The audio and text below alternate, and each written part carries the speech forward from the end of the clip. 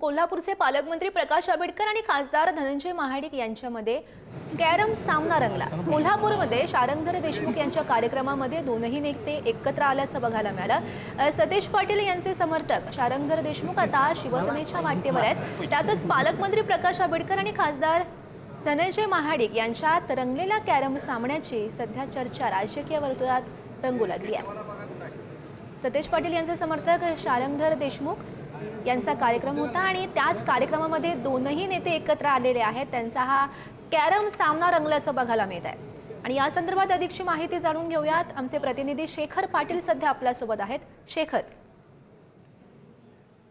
गौरी बरोबर आहे, हे सगळे व्हिडिओ जे आहेत ते आपण पाहतोय शारंगधर देशमुख यांच्या वाढदिवसानिमित्त आयोजित आणि त्यावेळी एकीकडे पालकमंत्री प्रकाश आंबेडकर